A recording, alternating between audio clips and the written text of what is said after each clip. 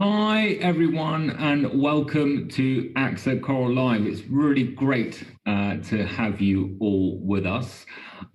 It's a great lesson to be getting into, an introduction to the coral ecosystem.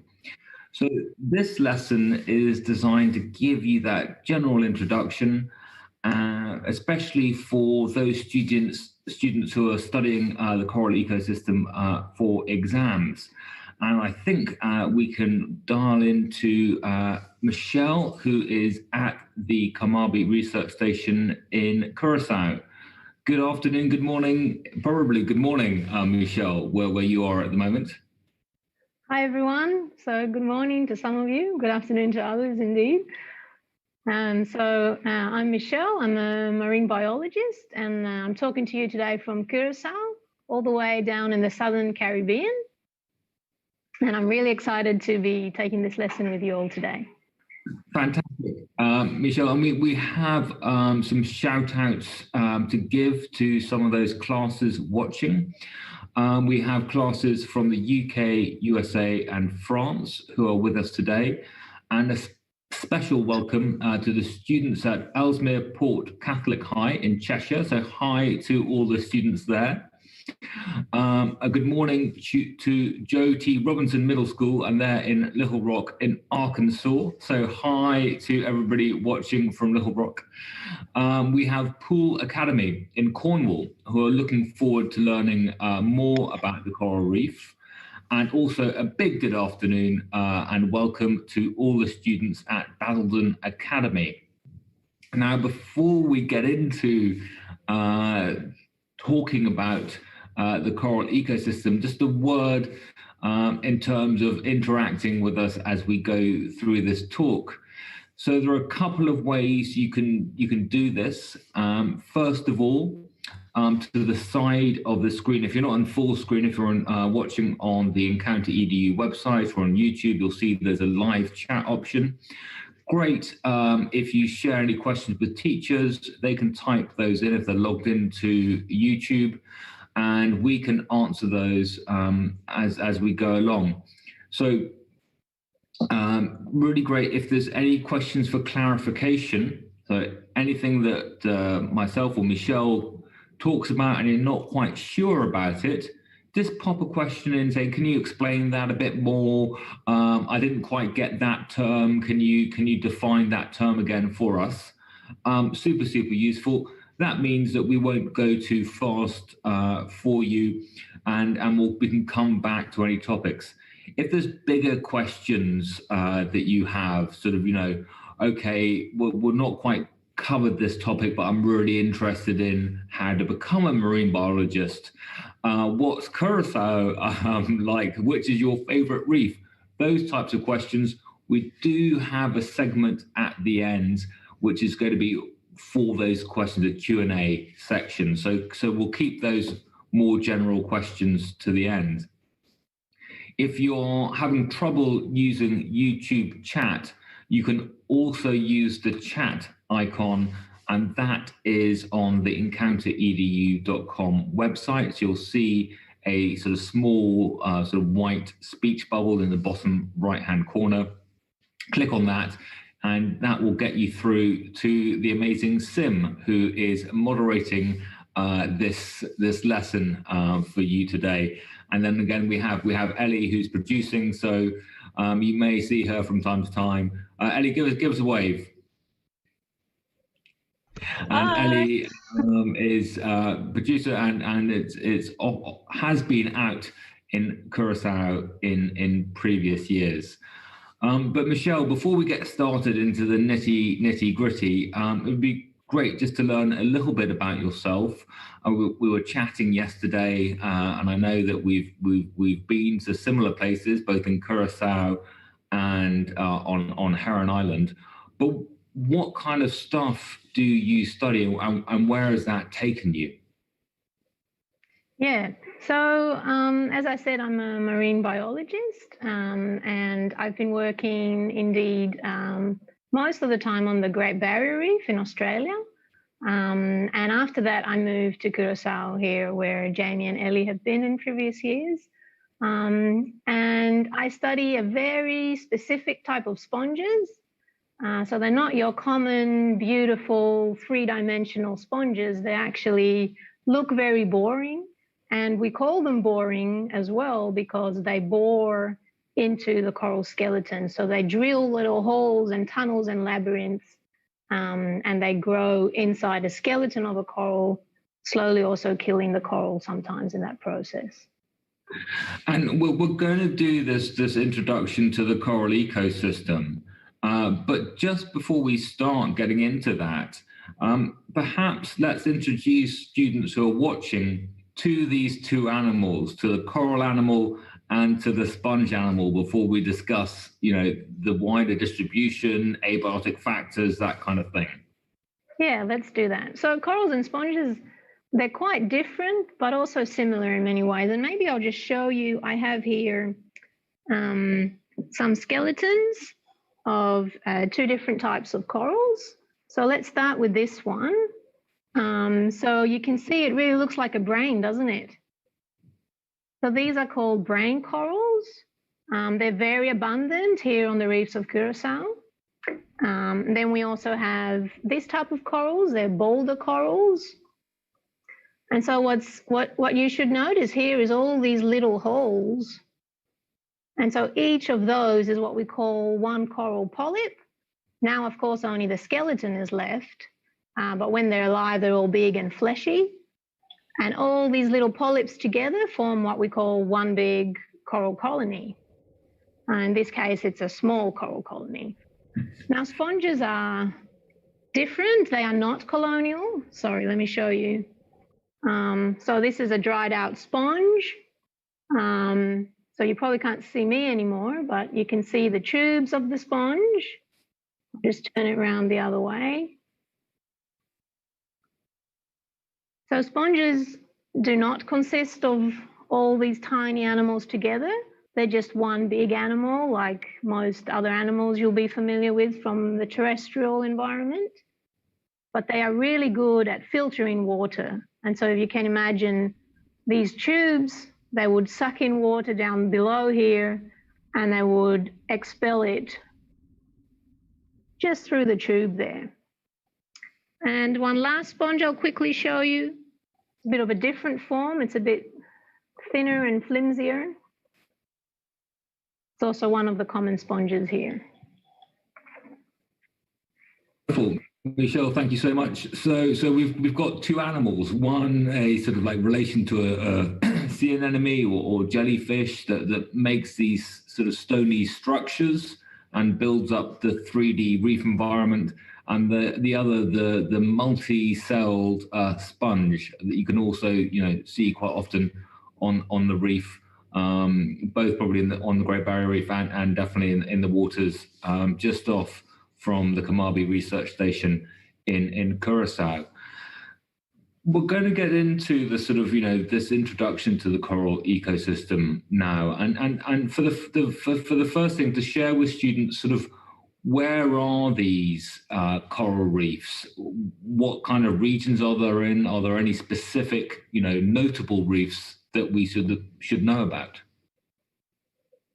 Yeah, so coral reefs are really mostly found in the tropics.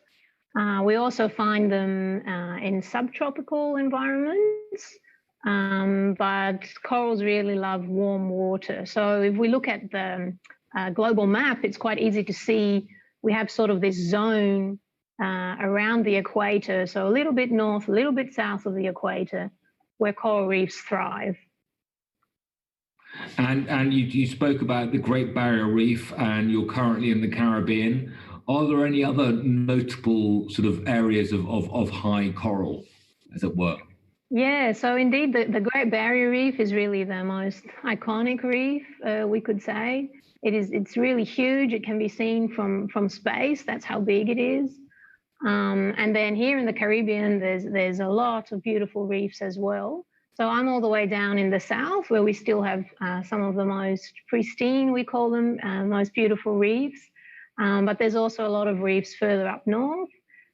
So some of you might be familiar with the Florida Keys, for example. Perhaps you've been there or you live nearby. And then there's also, of course, a lot of smaller reefs spread out throughout the Pacific Ocean. So think of places like the Hawaiian Islands or French Polynesia, Fiji, all these exotic names you might have heard. Brilliant. And just coming to sort of why coral reefs are in these places. You talk about tropical and subtropical sort of regions, but I also noticed from the map that we have that there are vast areas of the ocean that don't have reefs. So what kind of things, and I think we have a diagram for this, what kind of things do reefs like? What does the coral want? Yeah, so corals are pretty picky. So it's not only a matter of warm water, they want other things too. And so one thing they really depend on is sunlight. So they tend to be in regions where we get quite some sunlight year round. The other thing is for that sunlight to be able to penetrate the water, we need clear waters. So if the water is really murky or brown water, like think of like water you would see in a river mouth, that's not the type of environment where corals would be. What else do they need? Salt water, obviously. There's sort of a type of a range of salinities where we would find corals in. What else do coral need? Am I forgetting something, Jamie? No, I think it's a really interesting point you've made there about the shallowness of the tropical coral reef and the lack of turbidity, to use the scientific term, the cloudiness in the water. Exactly. What is it about that access to sunlight? 'Cause it's an animal. And there's plenty of animals that sort of live in the dark. What is it about the tropical coral that makes it want to live in sunnier places? Yeah, so this is actually a very special attribute of corals. So you'll be familiar with animals and plants on land, right? And it's really easy to separate animals from plants on land. We can just say, well, that's clearly an animal, that's clearly a plant. But underwater, and especially on coral reefs, this boundary between the animals, which are consumers, and the plants, which are producers, is very blurred, right? So it's not so easy. And that's because a lot of these animals, they form a symbiosis with little plants, so tiny microscopic plants that live inside the animal. And so that's the case with corals. They have a little symbiotic microalga, and that microalga uses sunlight to photosynthesize, feeding itself, but also feeding the coral.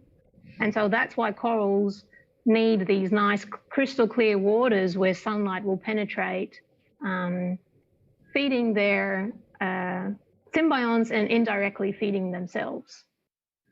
Brilliant. So if I got it right, we want sort of clear water so the sunlight can come through. We want quite shallow water, but not too shallow. So we don't want to be exposed too much at low tide.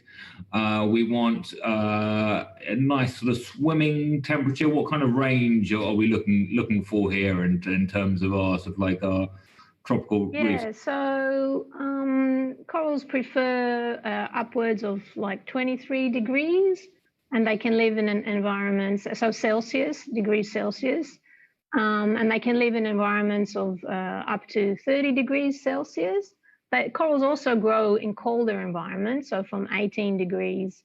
But usually we'll see them between 23 and 30 degrees. So what is that in Fahrenheit? Like 78 to 86, 85? Something nice, like that. Nice for working in anyway, whatever it is in Fahrenheit. Yeah.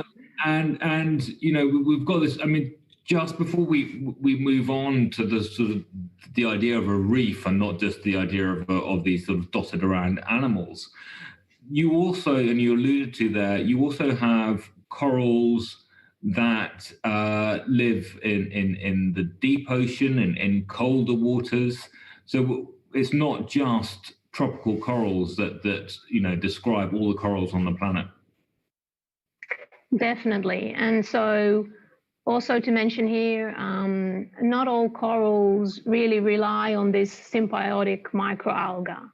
So the first time I saw a coral feeding with its tentacles, that's when I really realized, okay, this is an animal, because you just get a little piece of shrimp and you sort of bring it close to the polyp and it's just sitting there, and then suddenly it just grabs the shrimp.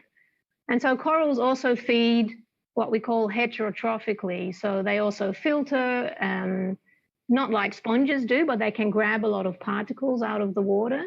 And that enables them also to live in deeper habitats where they do not depend on sunlight. And just for those of you watching, if your science or Greek isn't good enough, heterotrophic just means sort of other food. So you don't get food from yourself; you're getting it from somewhere else. Exactly. Just like we do. Just like we do, so we are heterotrophs. I always wonder, sort of, when we talk about corals, what it would be like to have algae or something inside your tissue, giving you your sugars. But that another day. Yeah, would make us very lazy, I think. We wouldn't have to do anything.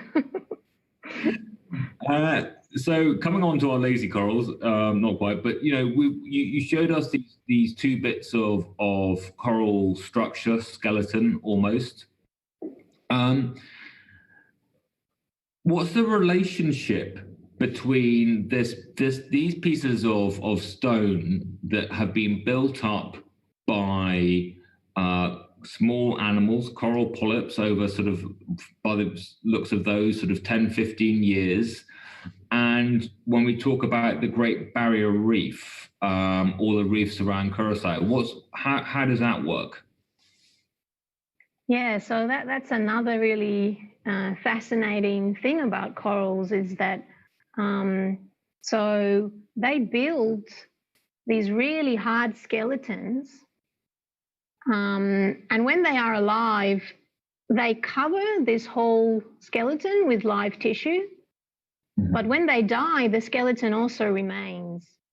Okay. And so looking at, for example, the Great Barrier Reef, it is really a mix of these huge skeletons that have accumulated years and years, or hundreds and actually thousands of years.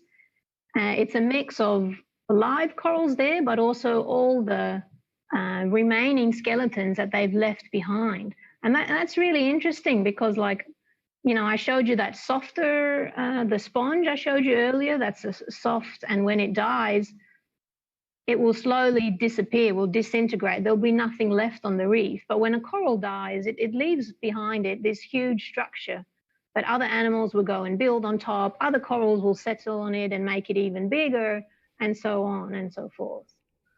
So, and it sounds like that sort of making up a sort of almost like a sort of underwater sort of city with lots of different places for animals and other organisms to sort of find a place to live. Definitely. So that's we call that in our terminology, we call it the structural complexity of a coral reef. And it is really the corals that are mostly responsible for that complexity, that three-dimensionality. There's all these places for other animals to hide. Fish can live inside the branches of a coral. All these little invertebrates call them their home. So yeah, it is really like a city, and the corals are the buildings and the builders themselves. And the builders. And thinking about both Curacao, the Great Barrier Reef, these other reefs around the world, there's or someone sort of shared with me this relationship between sort of geology, volcanoes, and the formation of coral reefs. There's sort of there is a sort of tectonic happenings that allow or create the environment for these reefs to start to build. Could you just describe that a little bit more? Yeah, exactly. So we often categorize reefs into three main groups. And so if you can imagine a new island forms, and that often happens by a volcanic eruption, So the volcano rises and you get an island. One thing that can happen there is that where before we were talking about deep sea ocean floor, very far from sunlight, now you suddenly have these slopes around the island where corals and other organisms can start growing. And so often you'll have sort of this island, and then coral reefs will start forming all around the edges of the island, so all around the fringes, and that's what we call fringing reefs. Sometimes, though, what can also happen is, because you'll know the sea level is not stable and hasn't been stable over our geological history. And so sometimes what happens is that parts of islands that have emerged, they start flooding again. And so imagine we had this fringing reef I just talked about, but then imagine the island starts flooding on the inside, and that fringing reef gets further and further away from the land that is left here. And so that's what we then call a barrier reef. So there's quite some distance from the coral reef itself to shore. And that's, for example, the Great Barrier Reef of Australia. You can't just jump into the water from the east coast of Brisbane and expect to see the coral reef. You really need to take a boat, sometimes go more than an hour outwards before you can reach the coral reef. Whereas on the west coast of Australia, the Ningaloo Reef, all you need is your scuba tanks, and you just jump off the beach and the coral is just there, because that's a fringing reef rather than a barrier reef. And then the third category is what we call a coral atoll. So imagine your volcanic island will keep subsiding, so keep sort of being submerged underwater, and eventually there will be no land left, but you might still have that ring of reef that was growing there. So the corals, as long as they stay shallow enough, will keep growing, and that's what we call an atoll. So you end up having, like, if you look at it from above, it's just a circle of corals.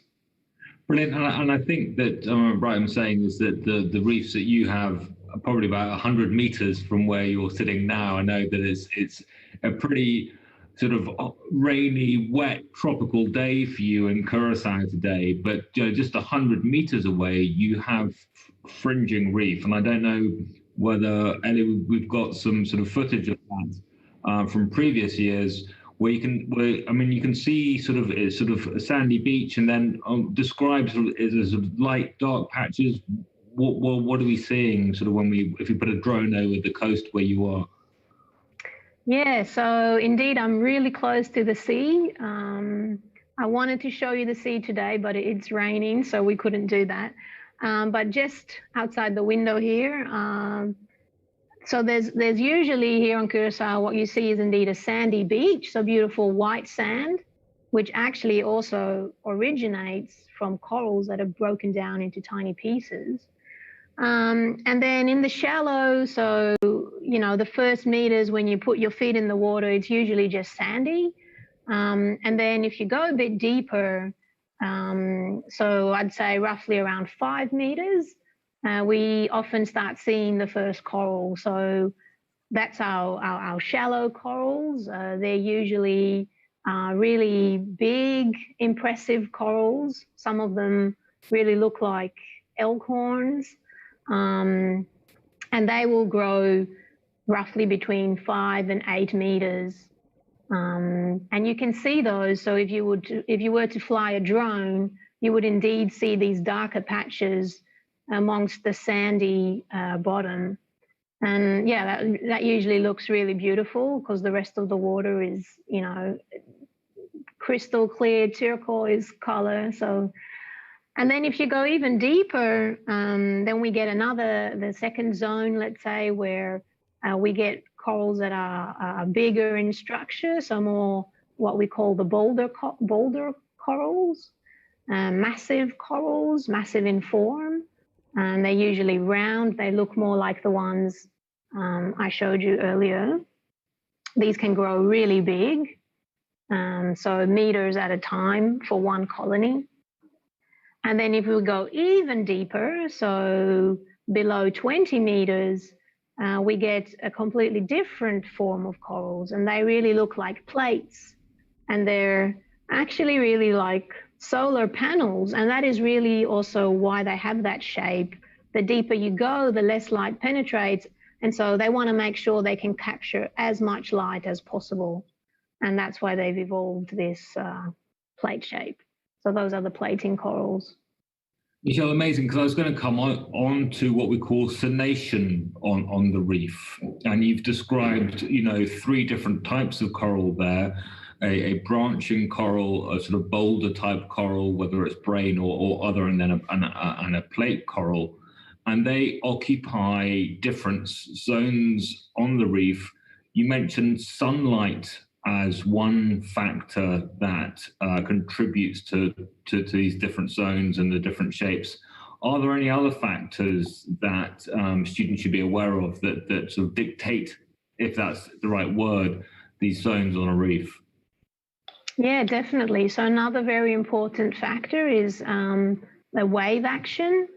So, the form that corals end up having. So if we look at it from an evolutionary point of view, which forms have survived better in which habitats, the wave action really plays a big role here as well. So, for example, these plating corals, you could think, well, why don't they do well in the shallows? Like, they have the perfect shape for capturing sunlight, but they're really fragile. They are really thin. And so with the first storm, if the waves would smash onto them, they just keep breaking. And in some cases, it's okay for corals to break a little bit when there's a storm, because, for example, the branching corals that are in the shallows, they are really tough because the branches are really thick. But also, when there is a storm, if small pieces do break off, they also help the coral to reproduce. So basically, those little pieces will, if the conditions are favorable, they can continue to grow and form a new colony further on the reef. I mean, I'm going to ask you a question slightly off piste, but we'll link into sort of, the rest of the next section. But do you remember your first dive on the coral reef? Can you describe where it was and what it felt like and what you saw? Yeah, definitely. I remember that moment, and I was shocked, to say it simply. When you learn to dive, it's so exciting anyway, right? Because just the whole thing of being underwater and being able to breathe, it's really exciting. It's a bit scary at the start. So I was still in that phase. I had just learned to dive. It was here on Curacao. Actually right here on the beach outside of the research station. And so I already had that, that really thrilling sensation of going underwater. And it was our first dive we were going to make a little bit deeper, so beyond those 5 meters I was talking about, where we start to see corals. And when I saw all these corals and all the little fish swimming about, and the Christmas tree worms, which are so impressive, and other little polychaetes and critters. I had heard about coral reefs and I'd seen photos, but it's just not the same when you see it for real underwater. So if any of you ever gets a chance, I'd highly recommend it. You should go visit a coral reef. And Michelle, you talk about all these, the polychaetes, the worms, the Christmas tree worms, the fish, everything. How biodiverse is the coral ecosystem? Very biodiverse, very. So we like to say we are more biodiverse than the Amazon rainforest. And this is really a debate in the science community. So, obviously, people who study tropical rainforests, they have recorded the biodiversity there. People who study coral reefs have recorded the biodiversity, and we've tried to compare those to each other. And they're really, sometimes we have because we are still discovering a lot of new species, both in the rainforest and on coral reefs. So sometimes coral reefs are a little bit higher up the rank, and then the Amazon rainforest goes a bit higher again, and so forth. But we are really the rainforests of the ocean, that's for sure. And if we went into the waters, maybe just round the corner to where the elkhorn are, what kind of we've described some of the coral, the brain corals, star corals, elkhorn, but what kind of animals might we see, both vertebrates and invertebrates? Yeah, so let's start with the vertebrates. So obviously we would see a lot of fish. In the past, we had here quite a lot of sharks. So starting with the bigger fish. Now that's becoming less and less. That's a global phenomenon, unfortunately. So I wouldn't say you'd see a shark on your first dive here. I don't think so. But maybe you would see a ray. So they're really closely related to sharks. Then we'd see all sorts of other tropical fish. So some of them, we call them angelfish, or there's others we call parrotfish, and they have a beak that looks like a parrot, and they scrape the coral skeleton. You would also see smaller, so let's go, am I forgetting any vertebrates? Yeah, so turtles, sea turtles, they're quite common here still, and their population is slowly recovering, so that's great news. Perhaps you could see a dolphin if you were really lucky. But we probably wouldn't see any other mammals apart from dolphins and humans.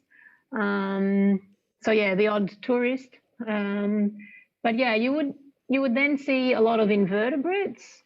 So now you can think about, there's tons of different types of underwater worms, for example. I don't know if you've ever seen one, but they're really beautiful, very colorful. Some of them have these feathery ends, which is basically their lungs. So they stick them out into the water and catch oxygen. And so that looks really beautiful as well. You'd see sea cucumbers. You'd see lots of snails and slugs and mollusks. An octopus, perhaps. We see those too. So yeah, there's just so much to talk about. And for those watching, if you haven't experienced a feather duster worm or a Christmas tree worm up close, do have a look for a video or photographs online. And also when Michelle mentions sea slugs, this is not the sort of something that looks across between a sort of a poop and a sort of something else that you might find in a garden in England or elsewhere. These are some of the most amazingly coloured and beautiful creatures. A search term which is really sort of good for honing in, we've got a gallery on the website, is nudibranch, and so maybe we can get a link to some nudibranch galleries. I think we have a picture. Is that a nudibranch here? Yeah. We have a picture on the wall. There we go. That wonderfully sort of like aqua turquoise color, which but wouldn't be that big. It'd be quite scary coming across a sea slug that big underwater. Yeah, more of a slug size. We've got some questions coming through, but just before we get there, I want to get into some sort of nitty gritty sort of ecosystem science. And to look at some of the sort of abiotic and biotic factors on the reef, and how, for students who may have studied terrestrial ecosystems, how does the coral ecosystem function? Yeah, so it's indeed a mix of abiotic and biotic factors. And so again, coming back to Greek, this is also from the Greek term bios, which means life. And so we have abiotic, which is all type of environmental factors that are not living organisms. And on the other hand, we have biotic, which is anything that is a living organism. And so the interaction between these factors is what really makes an ecosystem, both on land and underwater. Now, on the coral reefs in particular, well, we already talked about a lot of the biotic factors, right? But then we have their interaction with, for example, sunlight we already mentioned, for example, the nutrients in the water. So how the food web gets started really has to do with the nutrient availability in the water column. We have other abiotic factors, which are, for example, the dead structures on the reef, the framework, which is what I explained earlier, which is left when the corals die. So yeah, all these things together interact with each other to form an ecosystem. And so what we have, as from what I can make out, we've got that sort of classic food chain. We've got the producers, whether they're inside the coral tissue or the seagrass or other producers around. We have the consumers, all those wonderful invertebrates and vertebrates you've discussed. Some of them are herbivorous, so eating plants. Some of them carnivorous, eating other animals. And then some of my favourite, in fact, the detritivores, getting that decaying matter back in, the sort of sea cucumbers, for instance. One of the things that I think that students may not fully appreciate compared to terrestrial structure is the importance of minerals in the ocean. We talk about the building blocks, but that building, the coral building, has to come from somewhere. Exactly, and that's a very important factor. So, for example, corals, to make their skeleton, they need to take calcium ions out of the seawater and carbonate ions. And they are able to do this chemical reaction where these two will combine and they will form what we call calcium carbonate. So that's this really hard structure. It's really rock hard, right? And there's other animals that similarly need to take minerals out of the water. For example, sponges, a lot of sponges have what we call silica skeletons. So they're made out of small pieces of glass, basically. So they need to take silica out of water. And what is also really important, it's not only about taking up those minerals, but it's also about recycling them. So this all has to happen in a sustainable way so that they will not run out of calcium or silica. And the coral reef is really remarkable at doing that, both for these minerals and for nutrients that are used to feed on. Michelle, thank you. And just for those students watching, I hope I should have mentioned at the beginning, and I hope you haven't taken too many notes, because Michelle very kindly has worked with us on a slideshow, a PowerPoint that you can download from this lesson page. It's got all the diagrams and all the key terms on it to help you out. Michelle, we've got some questions coming through from students watching. The first one is from Union Point Academy in Kentucky. And they are wondering about boring sponges. I think probably sponges that bore rather than the ones that are uninteresting. Are they a threat to coral reefs, and how many different kinds are there? So, hi Kentucky, thanks for your question. So yeah, there are a lot of different types of boring or bioeroding, like we call them, sponges. Some of them grow really big. Others stay most of their life inside the coral skeleton. So if you were making a dive on the reef, you wouldn't even notice them. You only notice them if a coral breaks apart for some reason and you look on the inside, you'd see them hidden in there. So yeah, they're really old organisms, and so they have evolved into many different forms, which also shows that they have been around forever. So they are not a new threat in that way. But what is interesting, and that's part of also why I'm studying them, is that we have noticed in recent years, and especially on reefs that are not doing so well overall, we have noticed that these sponges are becoming more and more common.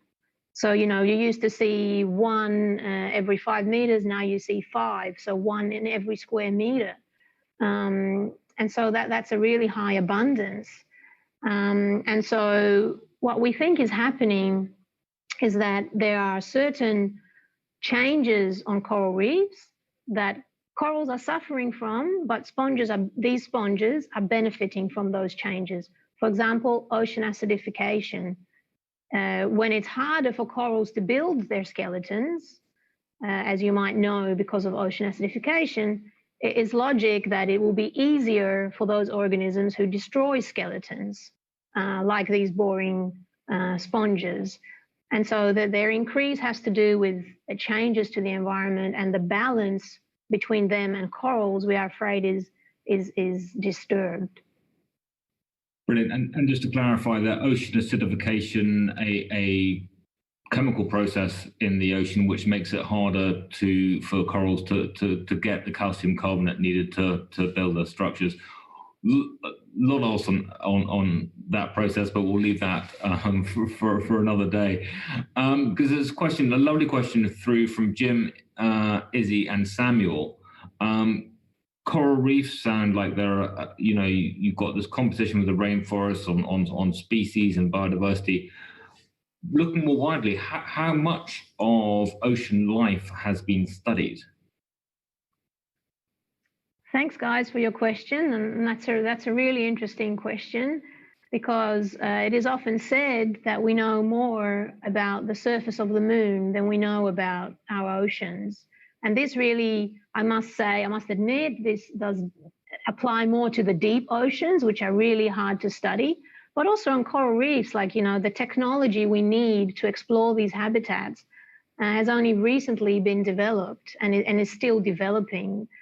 So we know actually quite little about these animals. Every expedition finds new species, and not just one species, many, whether it's coral or whether it's fish or whether it's sea worms. There's so much still to discover.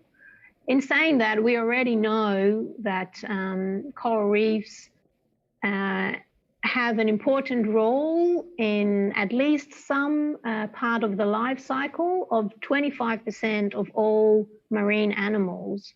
So that's 1 in 4 animals will have some connection to the reef. And so that's really important if we consider that, you saw the map earlier, coral reefs are only in this quite thin zone, and still they enable 25% of marine animals to be with us today. And just going beyond that, not just a thin zone, but covering quite a small percentage of the ocean of the ocean. Is it less than 1%? Less than 1%. That's right. Extraordinary, absolutely extraordinary. Yeah. I think we've got 1 minute left, and we have 3 questions, so we're going to have to do pretty quick fire, Michelle. Okay. Yes or no? Yeah. This is from Maya in France. Do corals or sponges have hearts? No, so they don't have, they have a circulatory system of their own, but it's very different from what we know from humans, and they don't have one concentrated heart, no.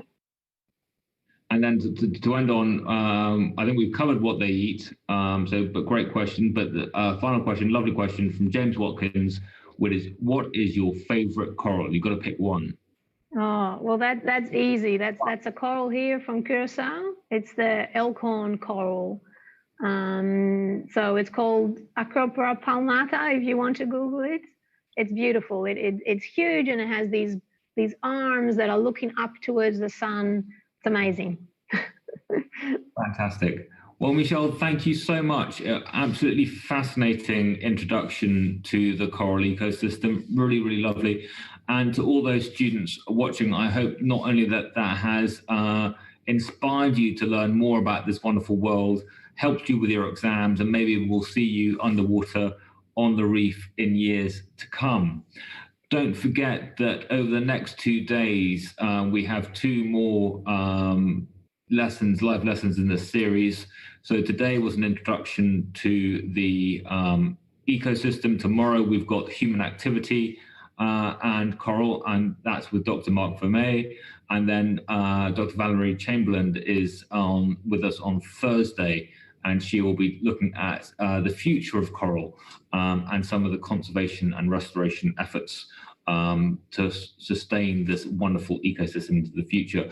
But until then, it's a massive, massive thank you to Michelle, a massive, massive thank you to all those classes who have joined us, and it's goodbye from Coral Live. Bye-bye.